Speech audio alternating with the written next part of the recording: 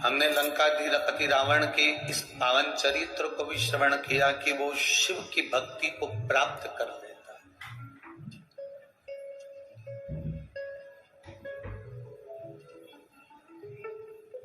शंकर क्या नहीं दे देते, शिव क्या ना प्रदान कर देते। बस हम सुख की कामना में घर बदल कर देख लेते हैं, हम सुख की कामना में अपनी दुकान बदल कर देख लेते हैं, हम सुख की कामना में अपना व्यापार बदल कर देख लेते हैं, हम सुख की कामना में अपने वस्त्र बदल कर देख लेते हैं। शिव महापुराण की कथा कहती है, सुख की कामना में घर बदल कर देख लिया, व्यापार बदल कर देख लिया, वस्त्र बदल कर देख लिए, दुकान बदल कर देख ली। अब एक बार सुख की कामना के लिए अपना दिल चित्त बदल कर देखना, सुख अपने आप मिल जाए।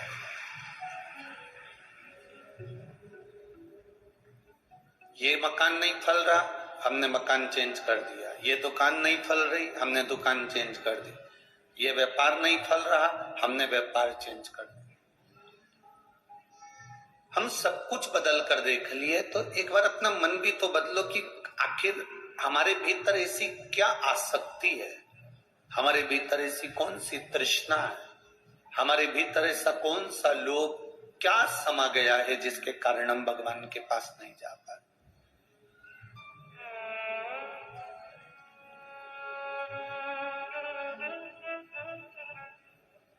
जब हमारे भीतर से हमारे चित्त को हम bदलेंगे, हमारे मन को हम बदलेंगे, हमारी बुद्धि को, हमारे चिदानंद को हम बदलेंगे, हमारे मन को थोड़ा सा बदलने का प्रयास करेंगे।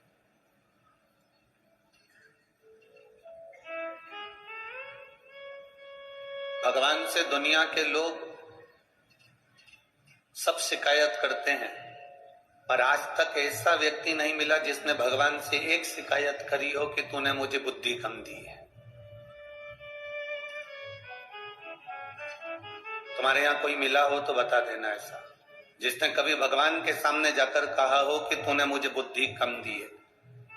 दुनिया के लोग शिकायत करते हैं भगवान से, तूने मुझे गाड़ी नहीं दी, तूने मुझे बंगला नहीं दिया, तूने मुझे बेटा नहीं दिया, तूने मुझे बेटी नहीं दी, तूने मुझे शादी नहीं करी, मेरी पत्नी नहीं आई, मेरा पति नहीं मिला, मुझे मकान नहीं दिया, मुझे सरकारी नौकरी नहीं दी, मुझे गवर्नमेंट का जॉब नहीं दिया, मुझे ये नहीं दिया, मुझे जमीन नहीं दी, मुझे जायदाद नहीं दी।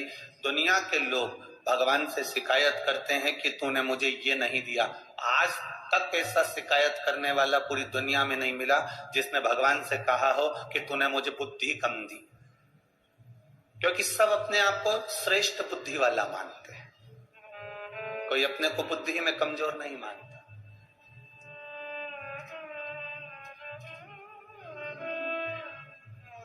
एक श्रेष्ठता आप में है कि आप अपने आप को बुद्धि में कमजोर नहीं मानते, तो शिव महापुराण की कथा कहती है फिर भगवान की भक्ति में कमजोर कैसे हो सकते हो, उसके भजन में कमजोर कैसे हो सकते हो, आप उसके अनुमोदन में, उसके निवेदन में, उसकी श्रद्धा में अपने कमी कैसे ला सकते हो, उसके विश्वास में अपनी कमी कैसे ला सकते हो। हम अपने भरोसे को प्रबल क्यों नहीं बना पाते।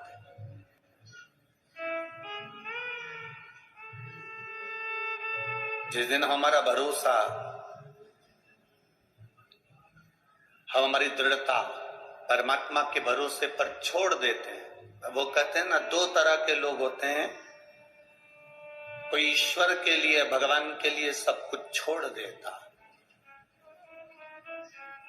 दो तरह के लोग होते हैं, जो एक भगवान के लिए सब कुछ छोड़ देता है और दूसरा वो जो भगवान पर सब कुछ छोड़ देता।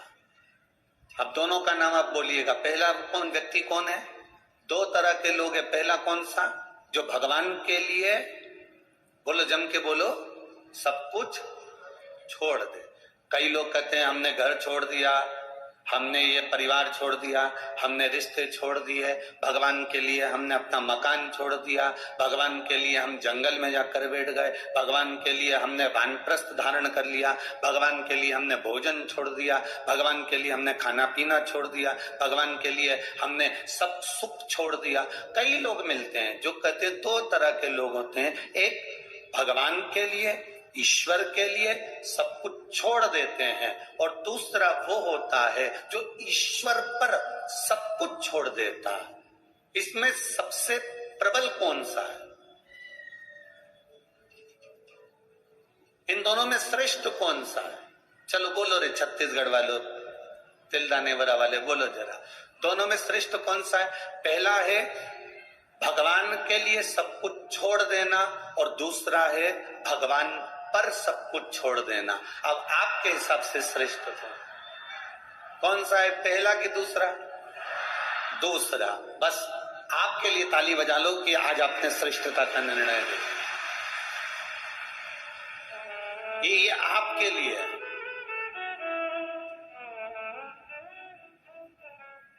शिव महापुराण की कथा कहती है, हम भगवान के लिए सब कुछ छोड़ दिए, छोड़ने के बाद भी हम जंगल में जाकर बैठ गए, वन में जाकर बैठ गए, गंगा जी के तट पर जाकर बैठ गए, और उसके बाद भी माँ बैठने के बाद भले तुमने छोड़ दिया, उसके बाद भी तुम्हारा मन घर की याद कर रहा है, परिवार याद आ रहा है, मेरी बहू ना जाने कैसी होगी, मेरा पोता ना जाने कैसा होगा, मेरा बेटा ना जाने कैसा होगा, तो फिर भगवान के लिए तुम छोड़े तो फायदा कौन सा हुआ?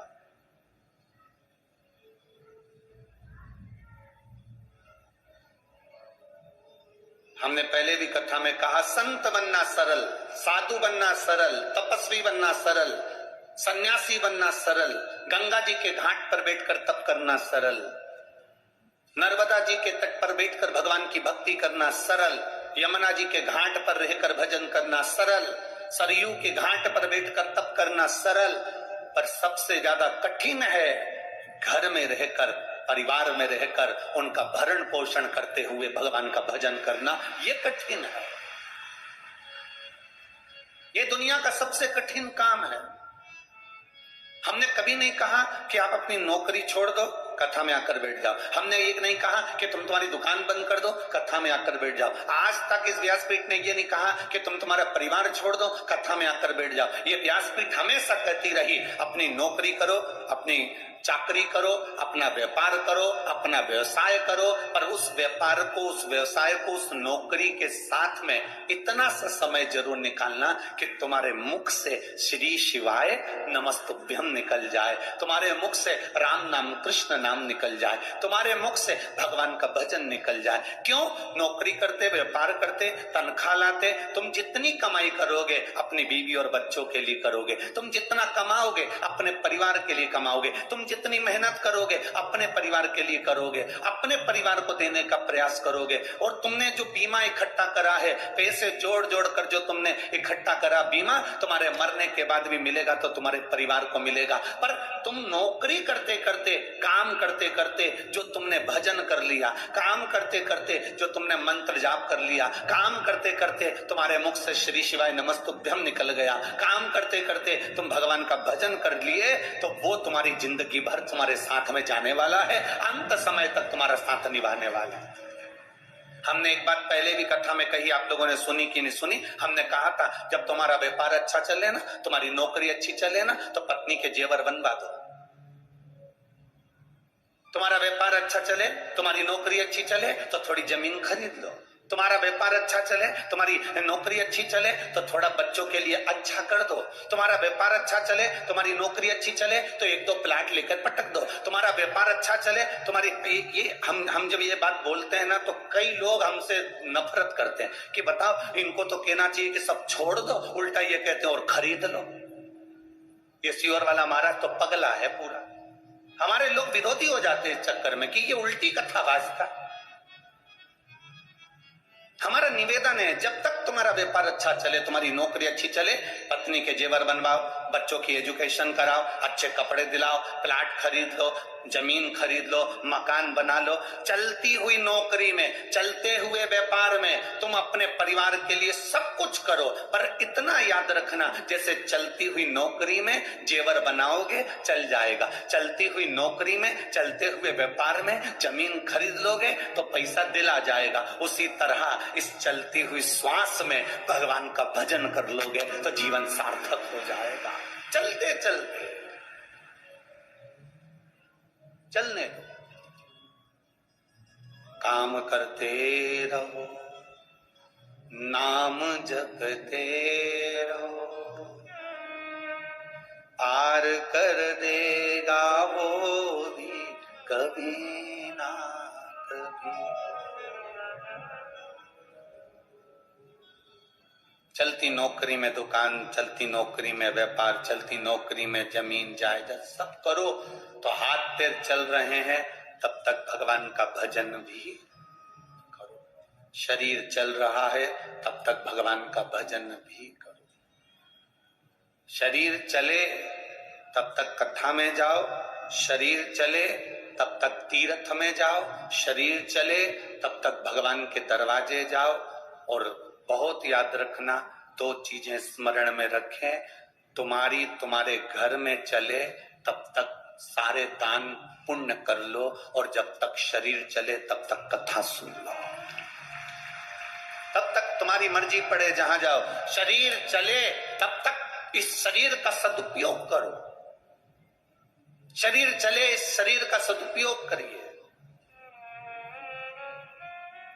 इस शरीर को गलत जगह पर मत भेजो, इस शरीर को गलत व्यसन में मत ले जाओ, इस शरीर को गलत जगह पर लेकर मत जाओ।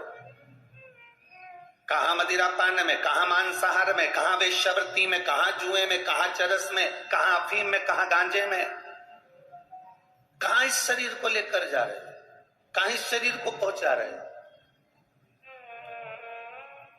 मैं छत्तीसगढ़ पुलिस को और इस हेलो जिंदगी रायपुर पुलिस को धन्यवाद देना चाहूंगा, जिन्होंने पहल कर रखी है नशा मुक्ति के लिए, नशे की रोक के लिए।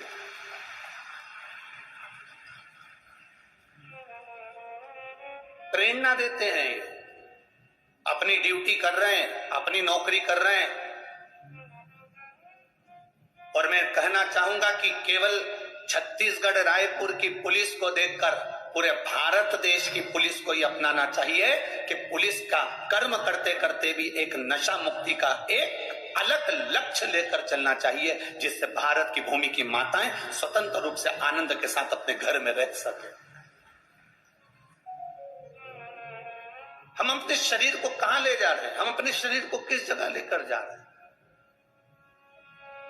हम अपने शरीर को किस स्थान पर लेकर जा रहे हैं।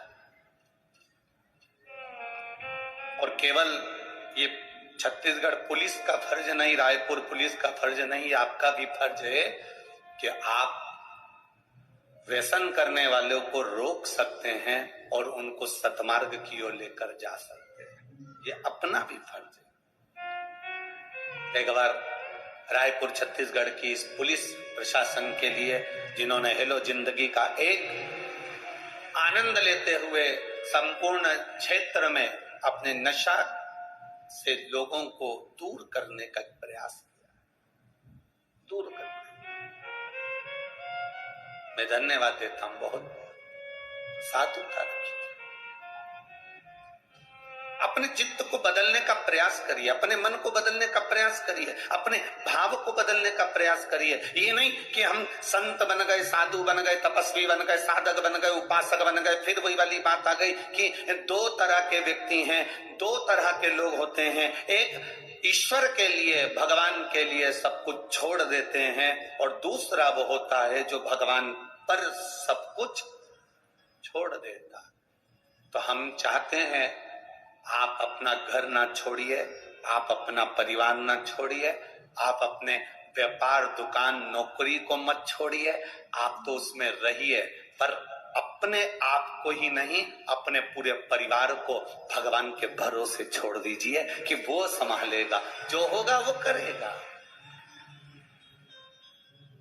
अब सौंप दिया इस जीवन का सब भार तुम्हारे हाथों में, हे हार तुम्हारे हाथों में और जीत तुम्हारे हाथों में। अपना संपूर्ण भाव, अपना संपूर्ण जीवन हम उसको सौंप,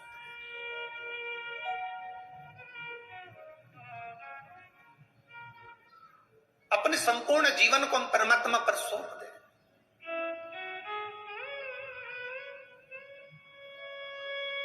आप लोग जब यहां आ रही होगे ना, जितने लोग यहां आ रहे होंगे तो आपके घर के लोग करे होंगे, इतना पानी गिर रहा है, घर में सुन लो ना, क्या करोगे वहां कीचड़ में जाके? अकल वकल नहीं है क्या तुम में? समझ नहीं पड़ती क्या तुमको? इतने में ये चोटी करती करती उसको घूर के देखी और वो बोल ही रहा है, क्या करोगी जाके? इतना पानी गिर रहा है, इतना कीचड़ हो रहा है। और वो चोटी करती करती फिर उसने पल्लू पे लिया, पेंसिल से लाइन खींची और डब्बा भर के और बिंदी लगा के रुमाल रुमाल उठा के, रुमाल में थोड़ी सी सुपारी रख के, सुपारी रख के इसलिए लाई कहीं बोर होंगी तो मुंह में, सुपारी रख के और फिर चली। अब इसने अपने मना करने वाले बेटे से और परिवार वाले से, चल मेरे को छोड़ के आ, हम नहीं जाए, पानी गिर रहा है। चल अच्छा 500 रुपए दे। 500 रुपए काय के लिए? अब तू छोड़ने नहीं जा रहा तो मैं गाड़ी से जाऊंगी। इतना मैं बोला चलो मैं छोड़ देता हूं, और फिर छोड़ के फिर बोला इतना कीचड़ हो रहा है, मां कहां जा रही, तिक्कल कीचड़ कीचड़ हो रहा है, तू जा, अब मैं चली जाऊंगी, तू जा। आ रही थी, फिर मां रास्ते में जहां उतारा, मां 2-3 इसकी बेस्ट फ्रेंड मिल गई।